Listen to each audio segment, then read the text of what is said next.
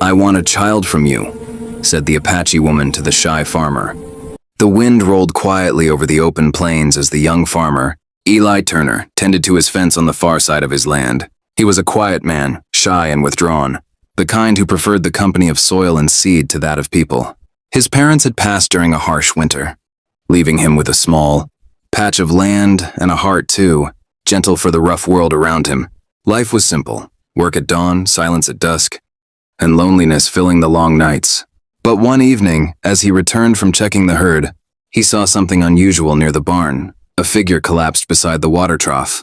He rushed forward and found a woman, her skin bronzed by the sun, her dark hair braided, her clothes torn and stained with dust. She was an Apache woman, wounded and exhausted. Without hesitation, Eli carried her inside, laid her on the bed, and tended to her injuries with trembling hands.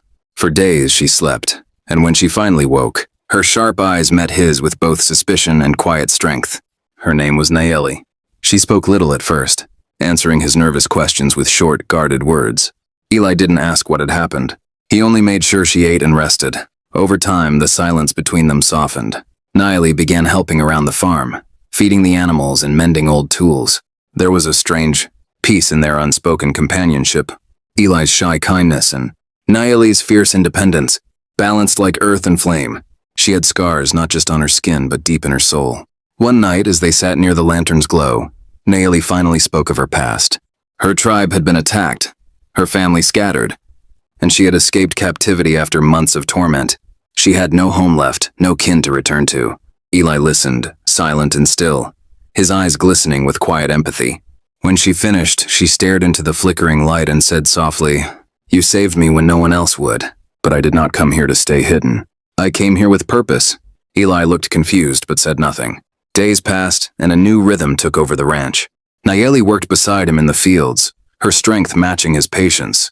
Slowly, something unspoken began to grow between them, an understanding, a quiet longing neither dared to express. But one afternoon, while Eli repaired the water pump, Nayeli walked up to him, her eyes unwavering. "Eli," she said, voice steady yet filled with emotion, "I want a child from you." The words struck him like a hammer to the heart. He froze, unsure if he had heard her right. A child?" he stammered, his face turning red. Nayeli stepped closer. "Yes. Not because I want to be your wife, not because I need protection, but because I want life to continue. My people's blood, my spirit, my story. You are kind, gentle, and pure. That is what I want for my child." Eli could barely breathe.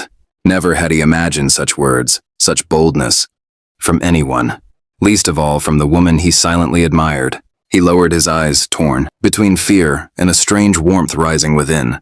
"I don't know if I'm the man you think I am," he whispered. She touched his hand gently. "You are more man than most who boast of it." That night, Eli could not sleep. Nayeli's words echoed in his mind, tangled with confusion and curiosity. Was this love? Or something beyond it, something older, primal, tied to the earth and the survival of memory itself? The next morning, he found Nayeli outside, watching the sunrise. She turned, her eyes calm. "You don't have to answer now," she said.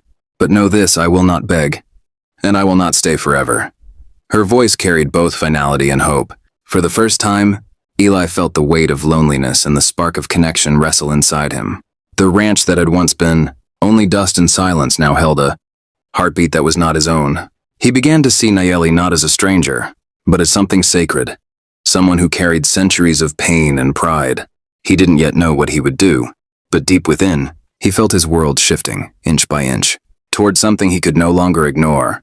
Days stretched into weeks, and the air between Eli and Nayeli thickened with unspoken thoughts. He found himself watching her from afar, the way she moved with purpose, how her laughter, rare as it was, broke the silence like sunlight. He began to feel alive again, though he could not name the feeling. Yet her words haunted him. "I want a child from you." What did it mean for a man like him, who had never even dared to touch another's hand? Each night he tried to reason with himself, but the heart spoke louder than thought. One evening, as a storm gathered on the horizon, Nayeli came to him. Her braids were loose, her eyes fierce. "I will leave tomorrow," she said. "I cannot stay where the past will not move forward." Eli's heart clenched. "Why?" he asked. "Because I asked you for life and you give me silence," she replied. "I do not blame you, farmer, but I will not die waiting." For the first time, Eli's calm broke. You think I don't care? He said, his voice trembling. You think I don't want to help you? I don't know how. Nayeli stepped closer, rain beginning to fall around them. You help by living, she said softly, by not hiding from what your heart knows. Lightning flashed, and in that moment, Eli saw not a wounded woman but a force of nature. Wild, beautiful, and unyielding. Something inside him cracked open. He reached for her hand, his touch hesitant but real. She looked at him, waiting, her breath shallow. If this is truly what you want, he whispered, then I will not refuse. Nayeli nodded once, her eyes glistening with both sorrow and gratitude. That night, under the sound of rain against the old wooden roof, two souls found a fragile unity not born of desire alone, but of survival, hope, and shared solitude. The following morning, the world was washed clean by the storm. Nayeli stood at the edge of the field, gazing toward the open horizon. Eli walked up beside her. Will you still go? He asked quietly. She smiled faintly. I will one day, but for now I will stay until the season ends. The months that followed were filled with quiet understanding. They worked side by side, spoke little, but felt everything. As time passed, Nayeli's belly began to show the gentle curve of new life. Eli treated her with reverence, building a small cradle with his own hands, shaping every piece of wood with care. Nayeli often watched him in silence, her heart heavy with both love and loss, knowing her path might still lead her away when the child came. When the day finally arrived, Eli was the one who held her hand through the pain. The cries of a newborn filled the small house, echoing across the empty plains. It was a girl, dark-haired, strong-voiced, alive. Nayeli looked at the baby, tears streaming down her face. She will know both worlds, she whispered. The earth of my people and the heart of the man who saved me. Eli could not speak. He only held them both, feeling the weight of something far greater than himself. As dawn broke, Nayeli rested her head against his chest. Whatever happens, she carries us, she said. Eli nodded, eyes wet. For the first time, he felt complete. In the days that followed, neighbors passing by saw the shy farmer no longer alone. They saw a man who had found purpose beyond solitude and a woman who had turned pain into legacy. Nayeli stayed until the child could walk. Then one morning, she was gone, leaving only a note. Our paths may part, but the life we made will bridge them forever.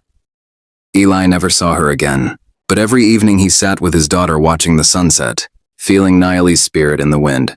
He knew now that love was not always about possession. It was about giving life, giving hope, giving meaning. And so the story of the shy farmer and the Apache woman became a whisper, carried by the plains, of two souls who met between sorrow and destiny, and in their brief union, created something eternal. If you felt this story in your heart, subscribe now for more powerful Western tales. New emotional stories await every week. Join our journey. Don't miss the next one.